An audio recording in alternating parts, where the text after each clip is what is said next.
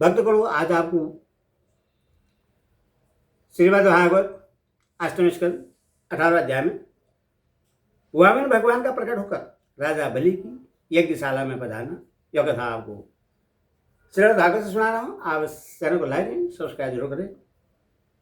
कृष्ण भगवान आपका परिवार का कल्याण करें। सुनिए। श्री सुखदेव जी कहते हैं, परीक्षित, इस प्रकार जब ब्रह्मा जी ने भगवान की शक्ति और लीला की स्तुति की, तब जन्म मृत्यु रहित भगवान अदिति के सामने प्रकट हुए। भगवान की 4 भुजाएं थी, उनमें शंख, गदा, कमल और चक्र धारण किए हुए थे। कमल के समान कोमल और बड़े बड़े नेत्र थे। पीतांबर शोभायमान हो रहा था। विस्तृत श्याम वर्ण का शरीर था। मरगदा कृत कुंडलों की कांति से मुख कमल की शोभा और भी उल्लसित हो रही थी। वह स्थल पर श्री वत्स का चिन्ह, हाथों में कंगन और भुजा में बाजूबंद, सिर पर कृत, कमर में करधनी की लड़ियां और चरणों में सुंदर नुपुर जगमगा रहे थे। भगवान गले में अपनी सर्वभूत वनमाला धारण किए हुए थे, जिसके चारों ओर झुंड के झुंड भौरे गुंजार कर रहे थे। उनके कंठ में कस्तूरी मणि सुशोभित थी। भगवान की अंकांति से प्रजापति कश्यप जी के घर का अंधकार नष्ट हो गया। उस समय दिशाएं निर्मल हो गई। नदी और सरोवरों का जल स्वच्छ हो गया। प्रजा के हृदय में आनंद की बाढ़ आ गई। सब ऋतुएं एक साथ अपना अपना गुण प्रकट करने लगी। स्वर्ग, लोक, अंतरिक्ष, पृथ्वी, देवता, गौ, दिश और पर्वत, इन सब के हृदय में हर्ष का संचार हो गया। परीक्षित, जिस समय भगवान ने जन्म ग्रहण किया, उस समय चंद्रमा स्वर्ण नक्षत्र पर थे। भाद्रपद मास के शुक्ल पक्ष की स्वर्ण नक्षत्र वाली द्वादशी थी। अभिजित मुहूर्त में भगवान का जन्म हुआ था। सभी नक्षत्र और तारे भगवान के जन्म को मंगलमय सूचित कर रहे थे। परीक्षित, जिस तिथि में भगवान का जन्म हुआ था, उससे विजया द्वादशी कहते हैं।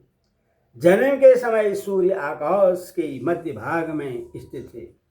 भगवान के अवतार के समय शंख, ढोल, मृदक, टप और नगाड़े आदि बाजे बजने लगे। इस तरह के बाजों और तुरियों की तुमुल ध्वनि होने लगी। अप्सराएं प्रसन्न होकर नाचने लगी। श्रेष्ठ गंधर्व गाने लगे। मुनि, देवता, मनु, पितर और अग्नि स्तुति करने लगे। विद्याधर, किमपुरुष, किन्नर चारण, यक्ष, राक्षस, पक्षी, मुख्य नागण और देवताओं के अनुचर नाचने, गाने एवं भूरी भूरी प्रशंसा करने लगे। तथा उन लोगों ने अदिति के आश्रम को पुष्पों की वर्षा से ढक दिया। जब अदिति ने अपने गर्भ से प्रकट हुए परम पुरुष परमात्मा को देखा, तो वह अत्यंत आश्चर्यचकित और परमानंदित हो गई। प्रजापति कश्यप जी भी भगवान को अपनी योग माया से शरीर धारण किए हुए देख विस्मित हो गए और कहने लगे, जय हो, जय हो। परीक्षित, भगवान स्वयं अव्यक्त एवं चित स्वरूप हैं।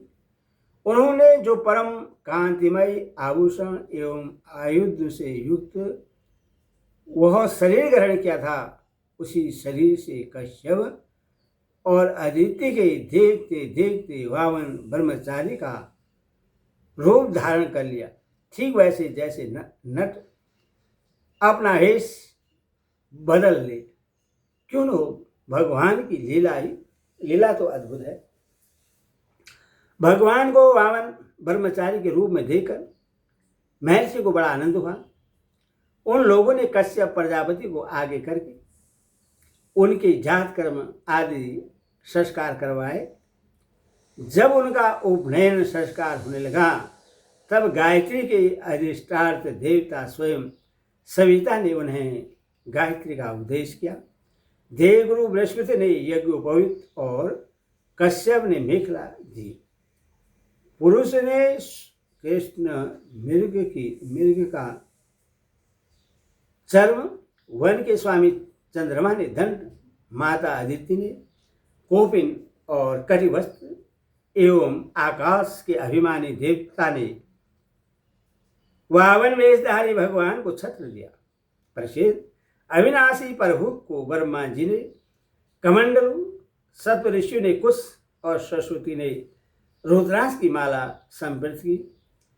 इस रीति से जब वामन भगवान का उपनयन संस्कार हुआ तब यक्षराज कुबेर ने उनको भिक्षा का पात्र और सती शिरोमणि जगजननी स्वयं भगवती उमा ने भिक्षा दी। इसी प्रकार जब उन लोगों ने बड़ु वेशधारी भगवान का सम्मान किया तब वे ब्रह्म ऋषियों से भरी हुई सभा में अपने ब्रह्म तेज के कारण अत्यंत शोभायमान हुए।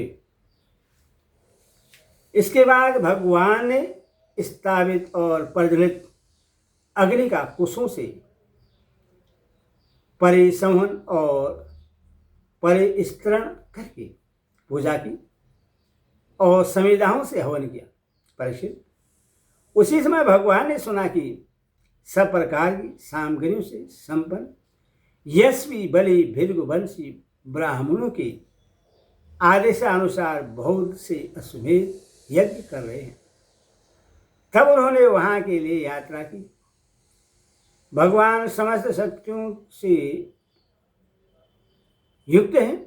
उनके चलने के समय उनके भार से पृथ्वी पग पग पर झुकने लगी। नर्मदा नदी के उत्तर तट पर भृगुकच्छ नाम का एक बड़ा सुंदर स्थान है। वहीं बलि के भृगुवंशी ऋद्वज श्रेष्ठ यज्ञ का अनुष्ठान करा रहे थे। उन लोगों ने दूर से ही वामन भगवान को देखा तो उन्हें ऐसा जान पड़ा मानो साक्षात सूर्य देव का उदय हो रहा हो। प्रसिद्ध वामन भगवान के तेज से ऋद्वज, यजमान और सदस्य सब के सब निस्तेज हो गए। वे लोग सोचने लगे कहीं यज्ञ देखने के लिए सूर्य, अग्नि अथवा संतन कुमार तो नहीं आ रहे हैं। भृगु के पुत्र शुक्राचार्य आदि अपने शिष्यों के साथ इसी प्रकार अनेकों कल्पनाएं कर रहे थे। उसी समय हाथ में छत्र, दंड और जल से भरा कमंडल लिए हुए वामन भगवान ने अश्वमेध यज्ञ के मंडप में प्रवेश किया। वे कमर में मूंज की मेखला और गले में यज्ञोपवीत धारण किए हुए थे। बगल में मृग चर्म था और सिर पर जटा थी। इस प्रकार बौने ब्राह्मण के वेश में अपनी माया से ब्रह्मचारी बने हुए भगवान ने जब उनके यज्ञ मंडल में प्रवेश किया तब भृगुवंशी ब्राह्मण उन्हें देखकर अपने शिष्यों के साथ उनके तेज से प्रभावित एवं निष्प्रभ हो गए। वे सब के सब अग्नियों के साथ उठ खड़े हुए और उन्होंने वामन भगवान का स्वागत सत्कार किया।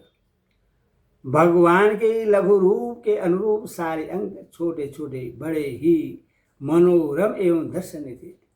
उन्हें देखकर बलि को बड़ा आनंद हुआ और उन्होंने वामन भगवान को एक उत्तम आसन दिया। फिर स्वागत वाणी से उनका अभिनंदन करके पांव पखारे और संग रहित महापुरुषों को भी अत्यंत मनोहर लगने वाले वामन भगवान की पूजा की। भगवान के चरण कमलों का धोवन परम मंगलमय है। उससे जीवों के सारे पाप ताप धुल जाते हैं। स्वयं देवादिदेव चंद्रमौली भगवान शंकर ने अत्यंत भक्तिभाव से उसे अपने सिर पर धारण किया था। आज वही चरणामृत धर्म के मर्मज्ञ राजा बलि को प्राप्त हुआ। उन्होंने बड़े प्रेम से उससे अपने मस्तक पर रखा। बलि ने कहा, ब्राह्मण कुमार, आप भले पधारे हैं, आपको मैं नमस्कार करता हूँ। आज्ञा कीजिए, मैं आपकी क्या सेवा करूँ। आज ऐसा जान पड़ता है कि बड़े बड़े ब्रह्म ऋषियों की तपस्या ही स्वयं मूर्तिमान होकर मेरे सामने आई है। आज आप मेरे घर पधारे, इससे मेरे पिता त्रिवृत हो गए। आज मेरा वंश पवित्र हो गया। आज मेरा यह यज्ञ सफल हो गया। ब्राह्मण कुमार, आपके पांव पखारने से मेरे सारे पाप धुल गए और विधिपूर्वक यज्ञ करने से, अग्नि में आहुति डालने से जो फल मिलता है वह अनायास से मिल गया। आपके नन्हे नन्हे चरणों और इनके धोबन से पृथ्वी पवित्र हो गई। ब्राह्मण कुमार, ऐसा जान पड़ता है कि आप कुछ जानते हैं। परम पूज्य ब्रह्मचारी जी, आप जो चाहते हो, गाय, सोना, सामग्रियों से सुसज्जित घर, पवित्र अन्न, पीने की वस्तु, विवाह के लिए ब्राह्मणी कन्या, संपत्तियों से भरे हुए गांव, घोड़े, हाथी, रथ, वह सब आप मुझसे मांग लीजिए। स्वयं ही वह सब मुझसे मांग लीजिए। हरि ओम तत्सत। हरि ओम।